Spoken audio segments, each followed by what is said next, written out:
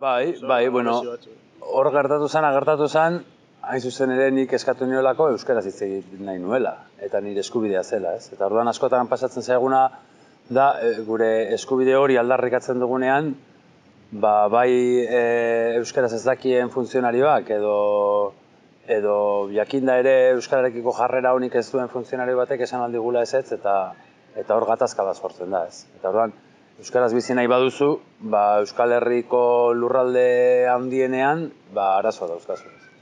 Eta batez ere Bilbon, ez?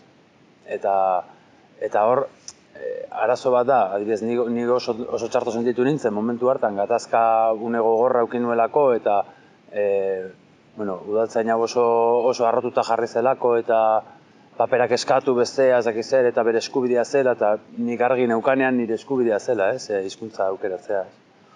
Orduan, gatazka une hori, baina gero gainera udalaren partetik berari babesa eta niri ezakit, ez? Nire edukazio txarra edo aipatu zuen, ez? Eta egia da kontu zar bat dela, ez? Euskaraz hitz egin nahi izatea eta erdalduma dagoelako ez de mala edukazion askotan entzun dugun gauza bada, ez? Orduan, hau gauza zarra da. Ematen du ez dugu aurrera pausurik eman horretan, ez? Eta oraindik ere, ezakit, Alderdi Abertzale bateko udalak, nahiz eta Bilboko alkatea izan, ez, horrelako erantzun bat ematea niretzat oso mingarria izan zen. Baina gauza zaharra da ere adibidez ez daukagula babesik, ez?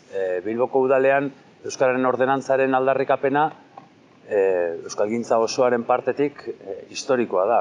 50ko hamarkadatik eskatzen den gauza bada, eta 1000 argudio ulertezin eta ezakit, ez?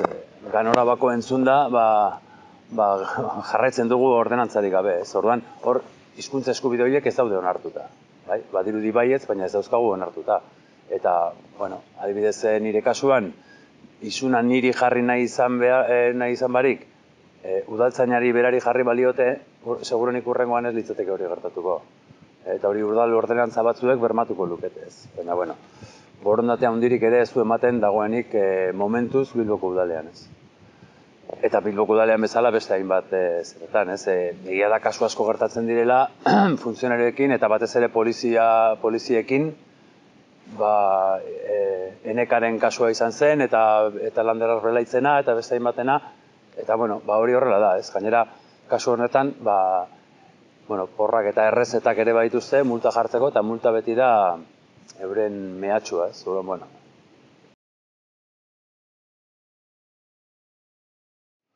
Egia da, jendeak badakiela euskara zaritzeko eskubidea daukagula, baina ez dut uste ondo ezagutzen ditugunik benetan zeintzu diren gure eskubideak eta zeintzu diren batez ere administrazioaren bete beharrak, ez?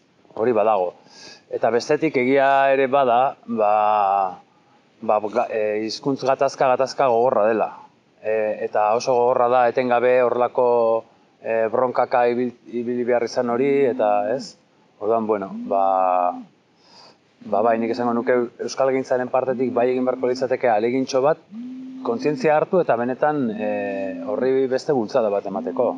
Adibidez, nik ez dut oso ondo ulertzen Akuilari aplikazioa daukagu mobiletan sartzeko, eta hor bertan edozein salaketa egin daiteke, kartel bat ikusten duzula, edo funtzionario batek ezakit nola erantzun dizula, edo edozein zentro komertziala handitan ez dizutela zure hizkuntza eskubidea bermatu, hor salatzea ez da ezer kostatzen, ez?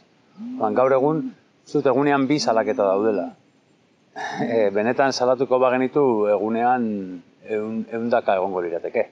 Ze egunero gertatzen zaizkigu, ez? Horren ikustu dut hor bai urratsat eman dezakegula, ez?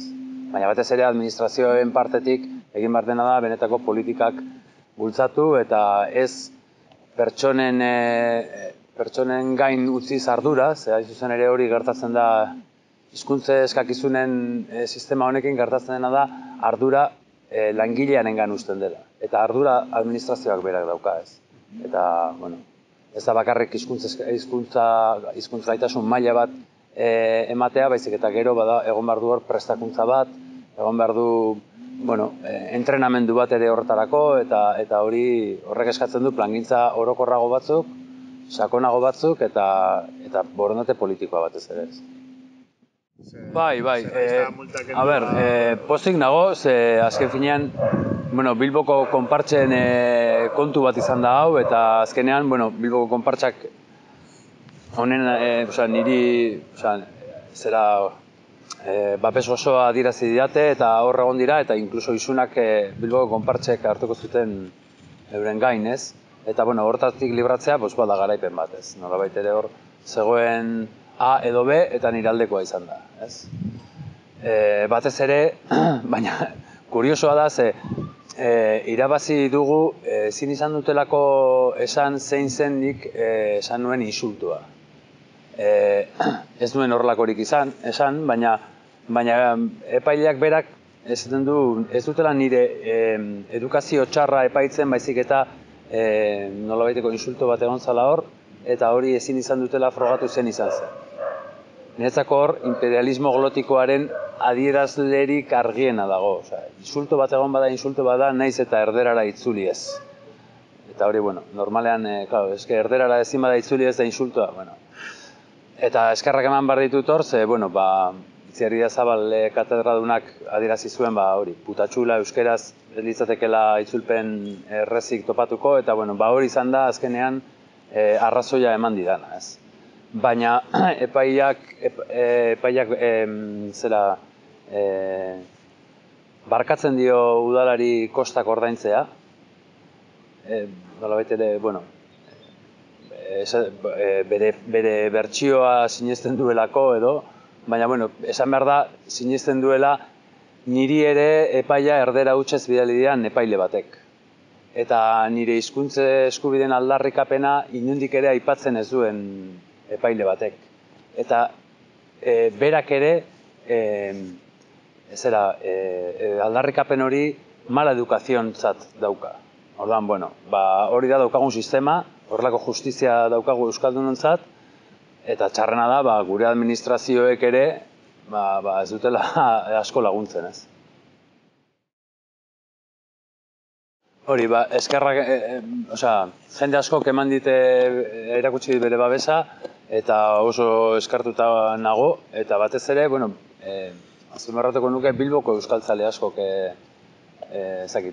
zoriondu nautela, eta, bueno, denon kontua da, baina, eta nik eskartzen dut hori, baina esango nuke, badala momentua igual, urrats batzuk emateko, eta Bilboko euskaltzaleak pixka bat altzatu, pentsatu, aber nondi jo behar dugun, zeintzu diren gure lehentasunak, eta nolabait ere, bueno, Bilbo Exhibition Center eta Basque Culinari eta hauen ingurumaria honetan, euskaldunok burua altxatu eta pixka bat, gure aldarrikapena, gure presentzia areagotu eta gure eskubideak aldarrikatu eta beste aurrera pauso bat ematen saiatu beharko gainateke.